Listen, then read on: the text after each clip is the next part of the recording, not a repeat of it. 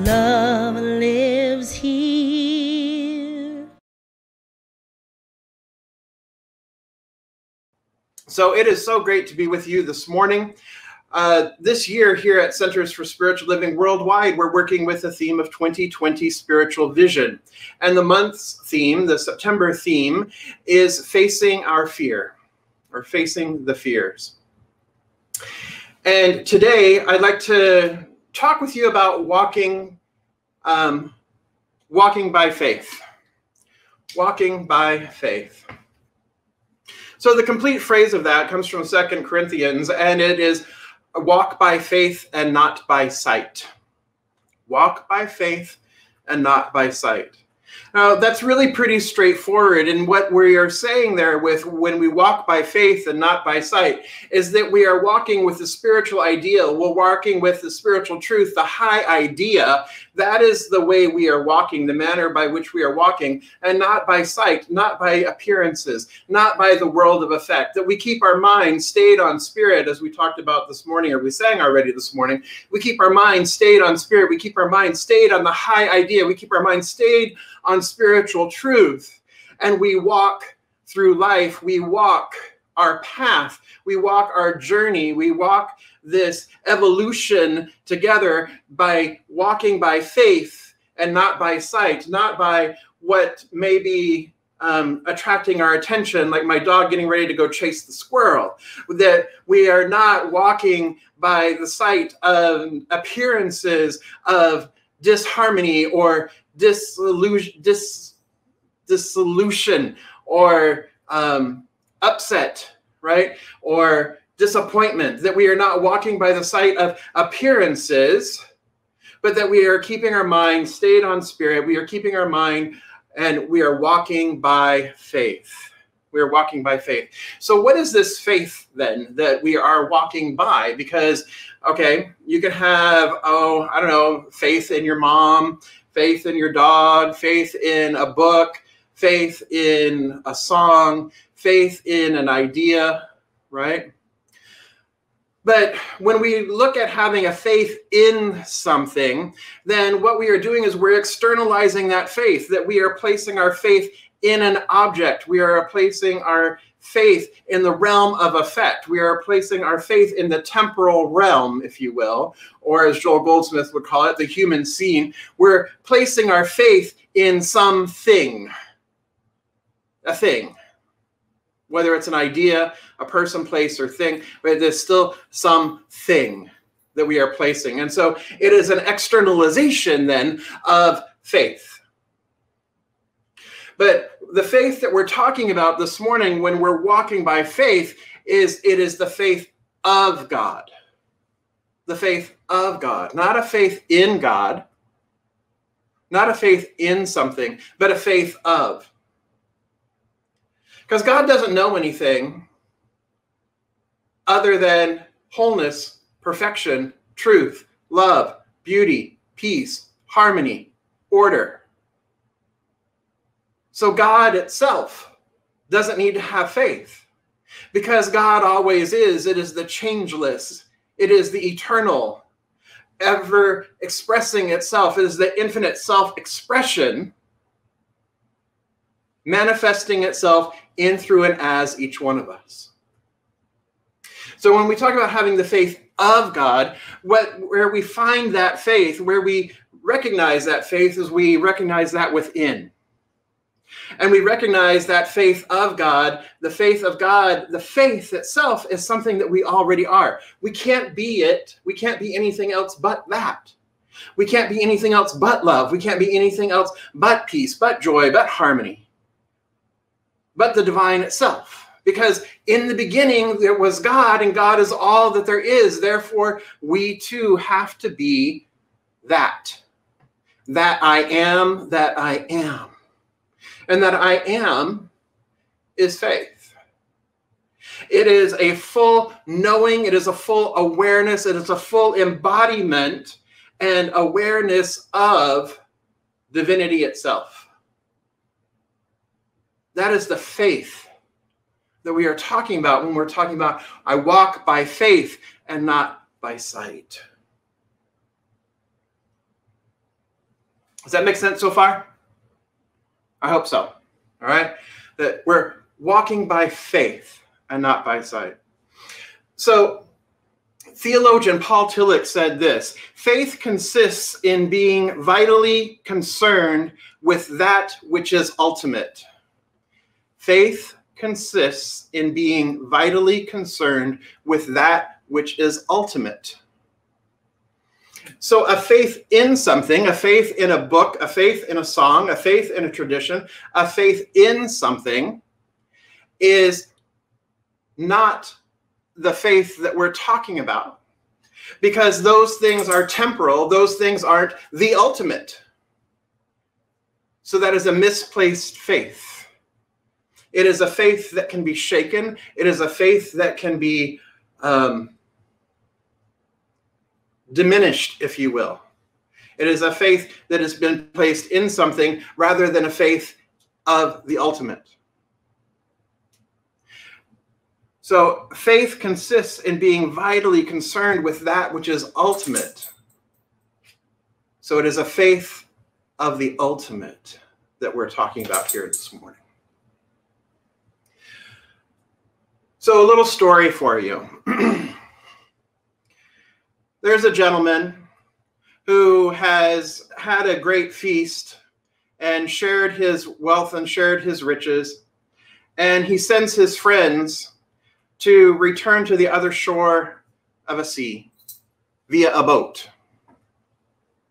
And his friends get in the boat and they go off, and this gentleman goes to the mountaintop where he meditates and he communes with spirit, with himself.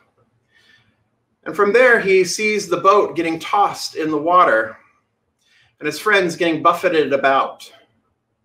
And so he walks out to the water. He walks out on the water itself, out toward the boat.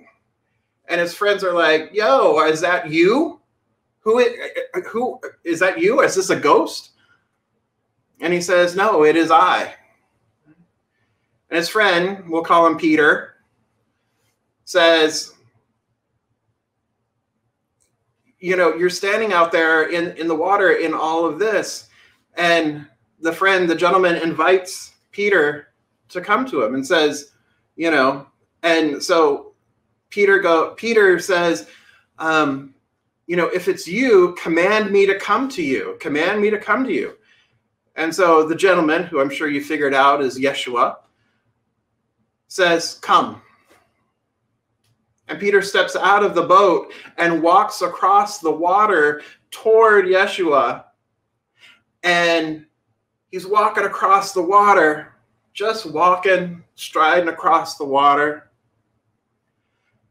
And then for a moment, he turns and he looks and he sees the waves crashing and he sees the winds buffeting and he sees everything, and he starts to sink. He starts to sink into the ocean and he says, Yeshua, please save me. Please help me. And Yeshua lifts him up and says, ah, ye of little faith, and returns him to the boat. So the specialness of this story is not that Yeshua was walking on the water. Okay? That's not where the real story, where the real meat of this is. The real meat of it is that Peter was walking on the water. Because Peter had the faith of the divine. There was a complete knowing, a complete awareness and faith of the divine, that he was walking across the water toward this being, toward this gentleman of high consciousness. He was walking across to meet his friend. And then he got distracted and had doubt briefly and lost faith, and he began to sink because he was no longer walking by faith. He was then walking by sight, by what was around him. So it was his ability, initially, it was his ability to be in alignment with the high consciousness, be in alignment with the divinity himself, itself, to be in alignment within himself that allowed him to be called forth. And it was himself that was coming forth and walking across the water. It was that which was already within him that was being drawn out, that was being pulled forth by Spirit when pain pushes until vision pulls. So he was being pulled forth by faith. He was walking by faith, guided, protected, maintained, and sustained by faith itself. His faith, the faith of the divine. That's what was allowing him to do this. And that is the potential that each one of us have. Each one of us have within us that divinity within us, that awareness within us, that wisdom, that love, that harmony, that joy, that passion, that oneness within us that allows us to keep on walking, that allows us to walk by faith and not be distracted by appearances. That is within each one of us. And right now, there's plenty of distractions. There are plenty of distractions. Plenty of distractions to catch our eye, to allow us to sink a little bit.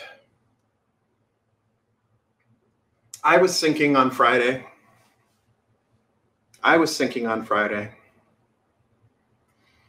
For a moment, for a period, I forgot. I got caught in the tempest. I got caught in the swirl of fear. But see, what I know is that fear is information. Fear is there as a reminder to remind me to come back to myself. Myself with a capital S. Fear is a reminder to come back to ourselves. And so in that moment, when I started sinking, I reached out, much the way Peter did. I reached out to my prayer partner. I reached out to my practitioner. I reached out to a couple other friends. I reached out to people who would remind me of the truth of my being, the truth with a capital T, truth that is always true.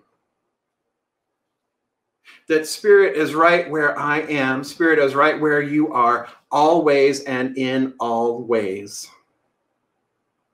And that if we keep our mind stayed there, regardless of what is going on around us, regardless of appearances, we walk forward. We walk forward, lifted, maintained, guided, and supported. And in keeping our mind stayed there, allowing the Spirit within us to be drawn out, then we too lift those around us. We too serve as servants and lift each other, holding each other, remembering for each other, reminding each other of who we truly are. The I am that I am. So in times when we occasionally forget, we have each other. That's what part of being in a spiritual community is all about. We have each other to serve as reminders, to call us higher, to lift and support when sometimes we feel tired or we forget or we have a shaking and a quaking in our faith.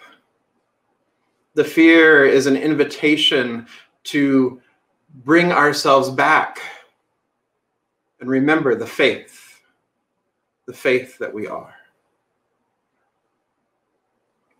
A teacher once taught us about an orange, right? That, you have an orange and you have orange juice, but how do you have orange juice? You have to squeeze the orange in order to get the orange juice. The orange has to be squeezed in order to extract the juice. In order to extract it, you've got to squeeze the orange. And the juice was always in the orange. The juice was always inside it. So when we are being squeezed, it is an opportunity then for that which is already inside us to come forth. It is an opportunity for the juice to pour forth. It's already inside us. If we're the orange, it's already there. And so the squeezing brings that forth. So yeah, we're being squeezed right now. We're being squeezed by the pandemic. We're being squeezed by the double pandemic of racism. We're being squeezed by unrest. We're being squeezed by the political system. We're being squeezed by the dismantling of structures. We're being squeezed. And what is it that comes forth? What is it within you? What is it within me? What is it within us collectively that is coming forth? This is the opportunity to bring our juice. Because that which is already within us is brought forth when we are squeezed, when we are buffeted. Remember Peter walking across the water. It was that juice, it was that within him, the divine within him, that came forth that allowed him to walk toward Yeshua, that allowed for that movement. So this is an opportunity that we are experiencing. And on Friday, was I being squeezed? I was sinking. And I reached up. I reached out. Not placing my faith in my friends, not placing my faith in the practitioner, not placing my faith in my prayer partner. But inviting them to remind me of my faith, to remind me. And I am so grateful for that beloved community and for this beloved community, because we do this for each other. We do this with each other. We do this in service to one another. This is loving our neighbors as ourselves. This is what it means that we embolden people to live their highest potential, because we are coming alongside. We are emboldening one another to be the best, to live the highest potential for our lives, which is a state of union, a state of conscious union with and as the divine. And so we walk. We walk together in faith. We walk together by faith and not by sight. To do the work that we have been called to do. To continue to hold the high watch, to continue to bring consciousness to bear in the world today. To continue to take action that we have been called to take. From a place grounded and centered in this knowingness of our oneness, this knowingness of our wholeness, this knowingness of love, the embodiment. When I say knowingness, I'm talking embodiment of these spiritual principles, embodiment of this truth. That every cell in our body reverberates and vibrates with it. And this truth emanates from it, from us, from within us. The juice of the orange. So there's another story. A man named Nehemiah. He went home to his hometown and saw that his hometown had been destroyed, just absolutely ravaged and destroyed. And there were many people who wanted to maintain this destruction, who wanted to make sure that no rebuilding happened, who wanted to keep things as they were because they thought that this is the way, this is the best way. It's the best way to keep people down, to keep people oppressed. And so they did not want to see a rebuilding. They did not want to see something new come forth from the rubble. But Nehemiah had faith. Nehemiah had a vision. He had the faith of God. And so he and others began to rebuild their town, rebuild their city, building it anew, based upon the vision, the high idea that had been revealed. And so as they were about halfway through building the city walls of their town, distractors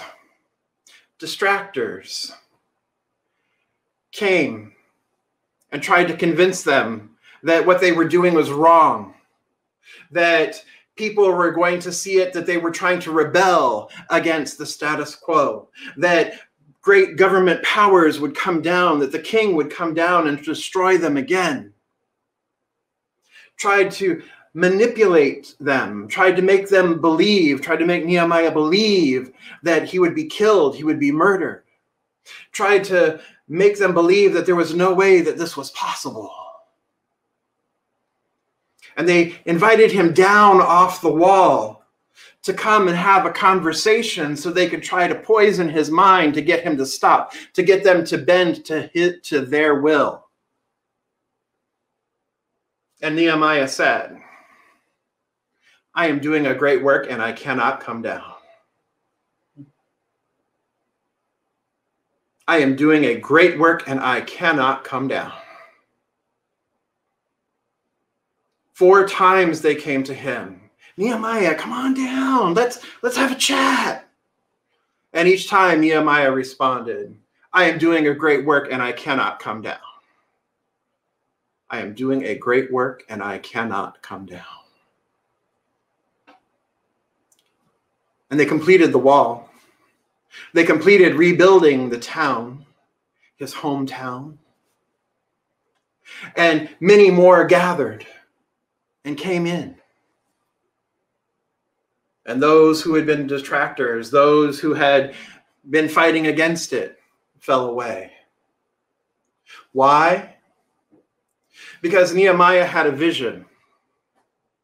And Nehemiah had faith. The faith of God, the faith of the divine, the faith by which we are called to walk. He refused to see by sight. He refused to get caught in the lies and the deceit. He refused to get caught in the distractions and the detractors. He refused to get caught in the manipulations and the machinations of the oppressors. He refused.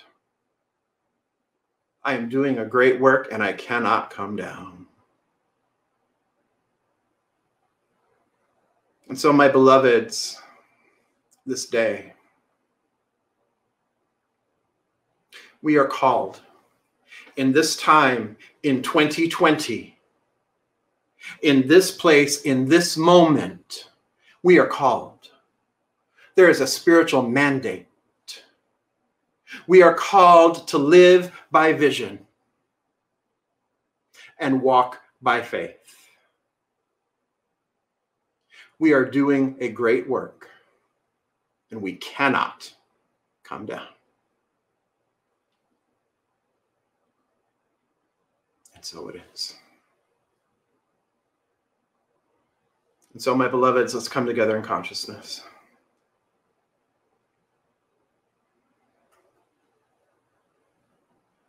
Breathing in, I recognize that there is only one power, one presence, one life, one infinite, eternal, that brought forth through itself, of itself, as itself, all of creation. It is the infinite self-givingness. It is the infinite self-knowingness. It is the infinite self-awareness of the divine.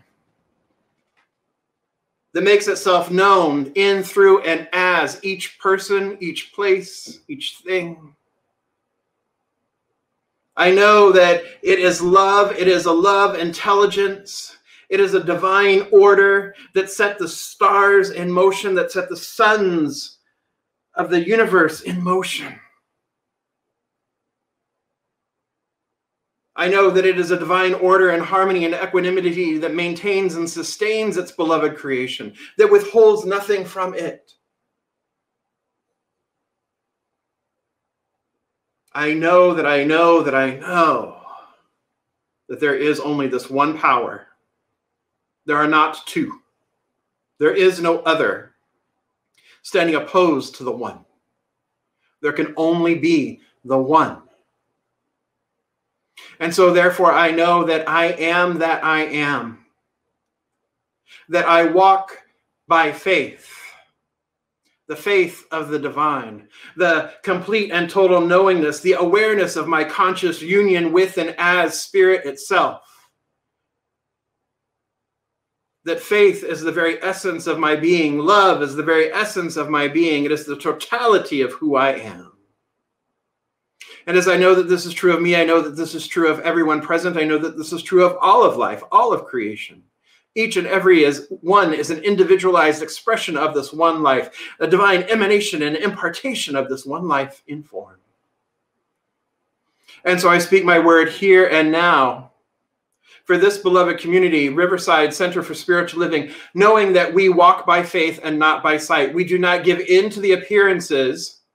We do not give in to the temporal. We recognize them, we see it for what it is, and we see through it to the spiritual truth behind it, that there just is this one life manifesting itself now, here. There is one love that is manifesting itself through and as each and every one, through and as everything. And so any appearance to the contrary, any idea to the contrary must simply fall back into the nothingness from which it came. For we have shown the light of truth upon it. Therefore, I recognize that those systems, those ideas, those detractors who would want to maintain the status quo, who would want to harm, who would want to hurt, who would want to oppress or grab,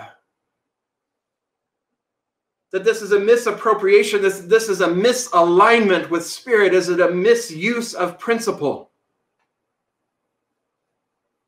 And so this misuse is corrected here and now. The light of truth is shown upon it here and now. And so they simply fall back into the nothingness from which they came. For we are building a new work. We are building a new heaven on earth. We are doing a great work and we cannot come down. Therefore, I know that our mind is stayed on spirit. We walk by faith, not by sight.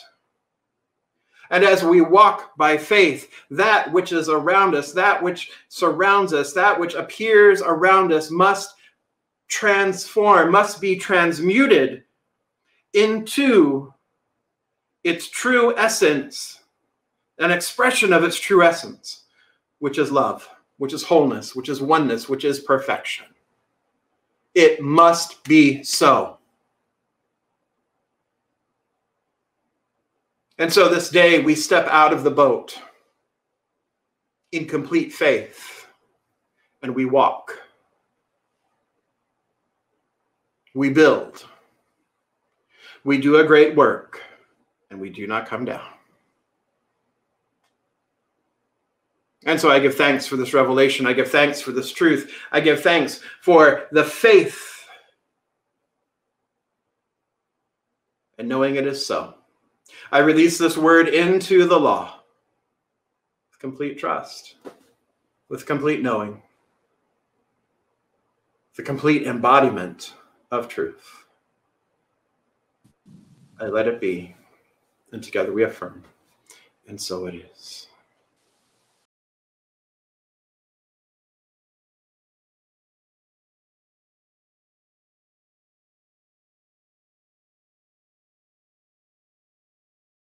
Love